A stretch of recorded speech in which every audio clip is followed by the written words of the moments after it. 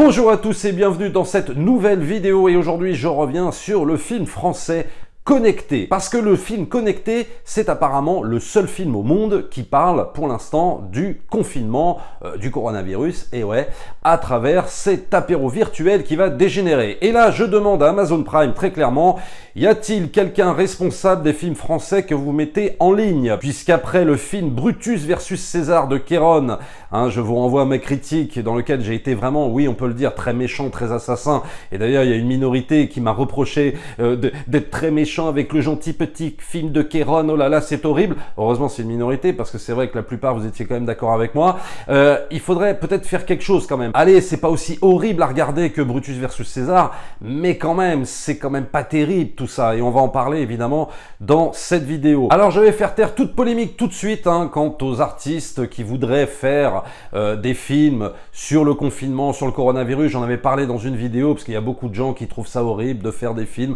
alors qu'on est en pleine pandémie, alors qu'on est en plein reconfinement, de faire des films là-dessus, de profiter, etc. Alors moi, je ne suis pas du tout d'accord avec cette idée, et je l'avais dit dans cette vidéo-là justement, on peut s'emparer d'un sujet grave, même qu'on traverse actuellement, là n'est pas le problème. Pour moi, le problème, c'est de faire un bon film. Voilà, c'est tout ce que je demande. Tu peux prendre n'importe quel sujet anxiogène, tout ce que tu veux, moi je suis pour, mais à partir du moment où tu fais quelque chose de bien, de fort, de percutant, et là, dans Connecté, ce n'est clairement pas le cas. Alors apparemment, de ce que j'ai pu lire un petit peu, ça ressemble à un film qui s'appelle Unfriended, qui est sorti en 2014 et qui reprend un petit peu, enfin Connecté reprend un petit peu l'éthique de mise en scène, enfin si on peut appeler mise en scène, puisqu'on va assister en fait à différents écrans, puisqu'on voit en fait un apéro virtuel. Moi c'est un film que je n'ai pas vu, donc je ne pourrais pas faire le rapprochement. Si vous l'avez vu, vous pouvez le dire dans les commentaires, bien sûr, il n'y a pas de souci. Mais par contre, moi je ferai le rapprochement avec un autre film, pour le coup, avec un autre film français, et j'en parlerai un petit peu plus tard dans la vidéo.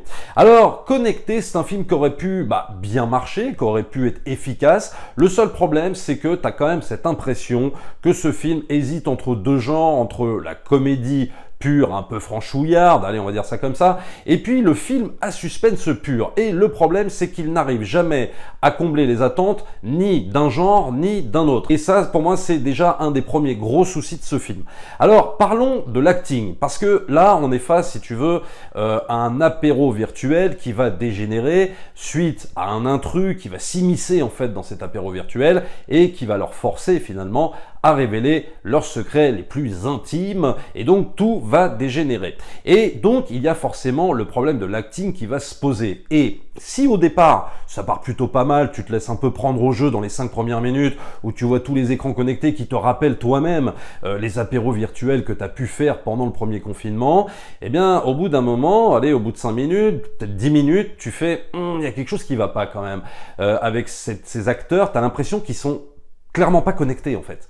Et donc ça pose un réel problème. C'est-à-dire que tu as cette impression que le réalisateur, donc en gros il a tourné chaque séquence de chaque acteur séparément, qui après il a fait le montage, et au bout d'un moment ça se voit en fait, et ça pose un réel problème.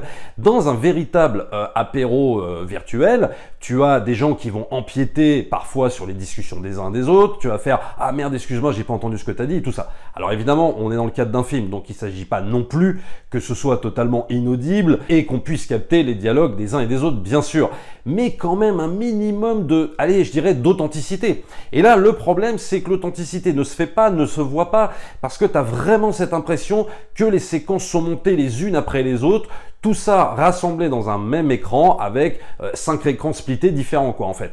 Et donc ça pose pour moi déjà un petit problème, on va dire, et même un gros problème de crédibilité, et sans évidemment parler du jeu à mon sens pas très bon quoi, de Stéphane de Groot, de François-Xavier de Maison, de Nadia Fares qui est quand même plutôt une bonne actrice mais là qui joue pas terrible, de Michael Youn et de Claudia, je ne sais plus comment elle s'appelle. Bref, ça pose vraiment un gros problème d'acting. Là vraiment pour moi on redescend, si tu veux, dans un acting qui est assez médiocre. En même temps, c'est vrai que c'est pas facile, si tu veux, en tant qu'acteur, de pouvoir jouer un jeu d'acteur face à un écran de PC, c'est vrai que c'est difficile, mais j'ai envie de te dire que c'est le challenge que ces acteurs ont décidé de relever, donc il faut l'assumer jusqu'au bout. Et force est de constater que pour moi, déjà, c'est un des premiers points faibles. Donc ça commence un petit peu en comédie, humour en mode un peu splendide. Alors c'est marrant parce qu'hier, je faisais une vidéo sur 7 films à retenir du splendide. Bon là, tu sens que tu as l'impression, si tu veux, qu'il y a un espèce d'humour un peu à la la Splendide qu'on essaye de refaire, mais ça marche pas du fait du jeu des acteurs et du fait que clairement pour moi c'est pas très très bien écrit, hein,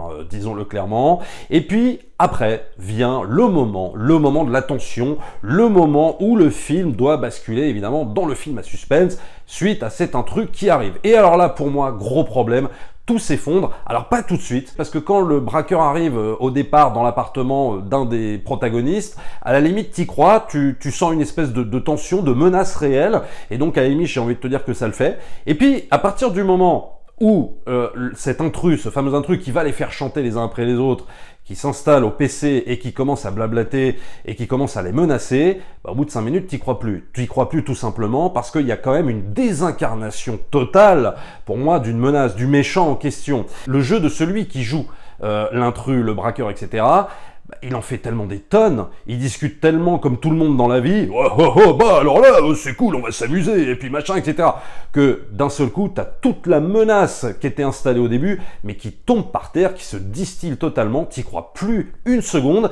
et donc, du coup, finalement, le cœur du film, ça va être plus que la menace en elle-même, ça va être évidemment ça va être pour les protagonistes de révéler leurs secrets. Tu as ce méchant, à mon sens, cette menace, on va dire plus que méchant, cette menace qui est complètement désincarnée à mon sens, alors que si tu voulais faire un véritable film de tension, un véritable film de suspense, il fallait entretenir cette menace, il fallait travailler ce méchant, il fallait que ce méchant soit beaucoup plus menaçant qu'il n'est en réalité dans le film. Et là, je vais te dire même un truc, et je spoil pas encore, mais honnêtement, au bout de, 10 minutes, tu te dis, ah ok, donc en fait le méchant, bon c'est lui quoi. Donc moi au bout de 10 minutes j'avais grillé, par la gestuelle du mec, par la façon de parler, et pourtant la voix est trafiquée, pourtant t'entends pas bien, etc. Mais honnêtement, hein, moi je sais pas pour faire malin et tout ça, et de dire qu'à chaque fois, ouais non j'ai grillé, machin, la fin du film et tout ça, parce que moi en général je grille jamais les fins de film comme ça, à suspense, à rebondissement et tout ça. Mais là, au bout de un quart d'heure, vraiment je vous le dis, j'avais honnêtement grillé l'identité du mec masqué et tout ça qui les menace. Donc ça pose un véritable problème de crédibilité, ça pose aussi une véritable question qu'on a envie de poser au réalisateur, de dire, en fait, au fond, t'avais envie de faire un film à suspense, t'avais envie de faire un peu, allez, peut-être, sans comparer les deux films, parce que c'est pas du tout le même type de mise en scène, mais peut-être aller un panic room à la David Fincher, tu vois, faire un truc vraiment super imposant, super flippant, mais le problème, c'est que t'as quand même l'impression que vu que le sujet en lui-même est totalement anxiogène, le confinement, les apéros virtuels qui, ok, on passe du bon moment et tout ça, mais c'est quand même un peu anxiogène parce qu'on est loin de nos proches, on peut pas les voir, etc.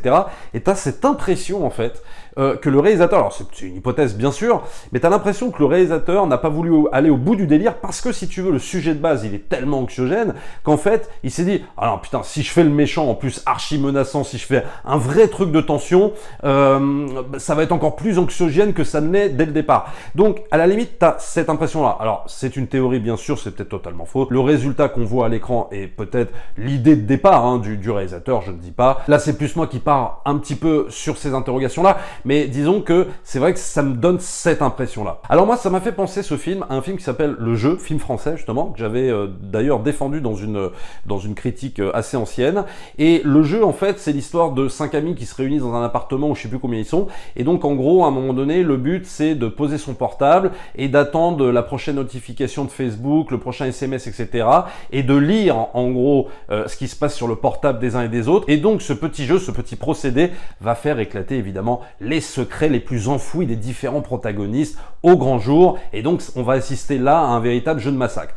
J'ai envie de te dire que ce film-là était bien mieux maîtrisé que le film Connecté, en termes justement de révélation de secrets, et notamment par le fait que, très honnêtement, il y a quand même une différence aussi, et là je parle encore de crédibilité de scène, de situation surtout, de crédibilité de situation, c'est que dans le film Le Jeu, il n'y avait pas de braquage, il n'y avait pas tout ça, c'était une bande d'amis qui devaient révéler, si tu veux, leurs secrets, leurs trucs, les trucs cachés, etc. Mais là, ça pose un gros problème en termes de crédibilité, parce que ok, le but du film, c'est de faire révéler aux protagonistes leurs secrets cachés, etc. Sauf que t'es quand même en face d'un mec qui a un flingue, qui braque 2 personnes, qui menace de les tuer à chaque instant. Et donc, si tu veux, si le seul problème des protagonistes qui sont en apéro virtuel, c'est de régler leur compte, c'est de se dire « Ah, t'as piqué mon boulot, ou t'as piqué ma meuf, ou t'as piqué mon mec, ou je sais pas quoi », si c'est ça le seul problème, alors que t'as 2 potes qui sont en train de se faire braquer, je sais pas, moi j'y crois pas du tout. Tu vois, donc c'est ce genre de truc qui moi aussi me fait totalement sortir de ce genre de situation, de film, j'y crois plus. Et au bout d'un moment, au bout d'une heure de film, leurs petits problèmes, leurs petites embrouilles, je n'y crois absolument plus du tout. Mais vraiment plus du tout. Et c'est un des gros problèmes de ce film, quoi. Alors là, attention, je vais spoiler totalement le film, donc si vous ne l'avez pas vu, vous quittez cette vidéo, parce que là, je vais révéler l'identité du fameux braqueur masqué qui va foutre la merde dans cet apéro virtuel. Donc attention, je spoil. Alors, le fait de savoir que à la fin du film, c'est Michael Youn. Donc moi, si tu veux, je le savais au bout de 10 minutes d'apparition du comédien. Alors moi, je le redis, je l'avais grillé vraiment au son de sa voix, à la gesticulation, sa gestuelle, la façon dont le comédien parle, la façon dont il va bouger, etc. J'avais grillé que c'était Michael Youn. Voilà, je suis désolé. Je ne sais pas pour vous, mais en tout cas, moi, je l'avais grillé. Et donc ça, déjà, dès le départ, tu te dis, ah ok, donc en fait, bon d'accord, c'est une connaissance, etc. Très bien. Là, Michael Youn est en mode guignol total. Bah, pour moi, il fait le guignol, hein, vraiment. Il est pas imposant une seconde, si ce n'est aller au début, quand tu sais pas que c'est lui et que tu le vois un peu en plan large au fond de l'appart, en train de mettre une droite à je sais plus quel intervenant, et ok, il lui fait basculer par terre, etc. Là, tu te dis, ah ok, il y a une menace intéressante et tout. Mais dès qu'il s'assoit devant le PC et qu'il commence à blablater et parler comme Michael Youn dans le Morning Live, j'ai envie de te dire que là, t'y crois plus du tout, mais vraiment plus, quoi.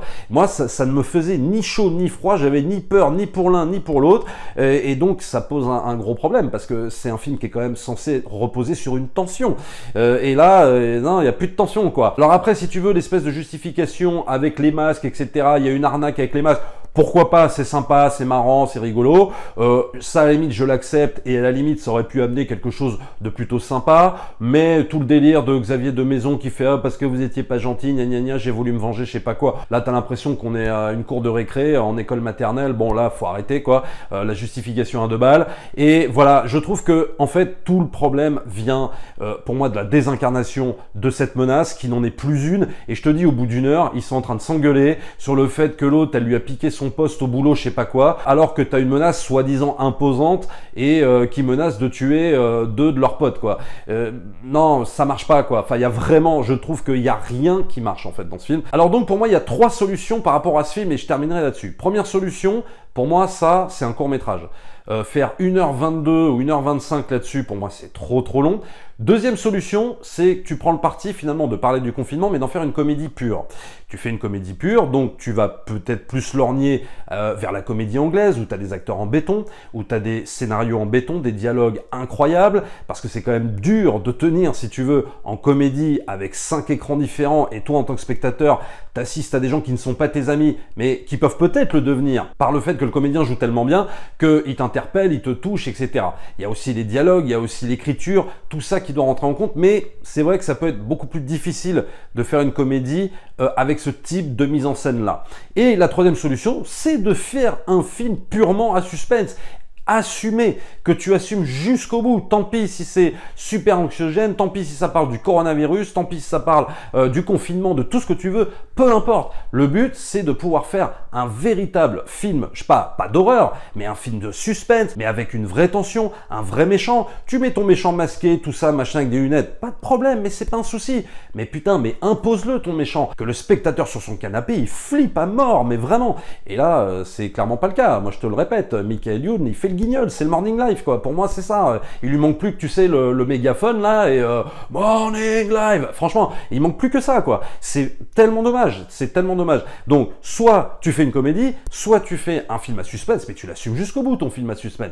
Mais pas à moitié. Et c'est le véritable problème de ce film connecté. C'est un film mi-comédie, mi-suspense. Alors voilà, ça oscille entre les deux, mais ça n'assume aucun genre, aucune direction, et c'est un film, c'est plus un film hybride qu'autre chose, et voilà. Faites-vous votre propre avis, bien entendu. Moi, en tout cas, je vous aurais prévenu, Connecté, pour moi, bah, c'est pas plus glorieux qu'un Brutus versus César dans un autre genre, et il faudrait là absolument qu'Amazon Prime se ressaisisse en termes de production française, j'entends, pas sur les autres trucs c'est très bien, moi j'ai défendu Amazon Prime, et peut-être même bien plus que Netflix, mais là il va falloir qu'ils se concentrent un peu mieux quand même sur les films qu'ils récupèrent pour leur plateforme, en tout cas les productions françaises, parce qu'il y a des choses très bien, parce que même moi j'en vois aussi sur My Canal des choses très bien en termes de production française, donc ça ne manque pas. Il y a des choses à faire en France, il y a plein de talents, il y a plein de trucs, mais par contre, voilà quoi, ça, malheureusement pour moi, ça fait partie du très bas du panier, malheureusement. Abonnez-vous à la chaîne, likez, partagez comme d'habitude, et nous on se retrouve très vite pour une prochaine vidéo. Ciao!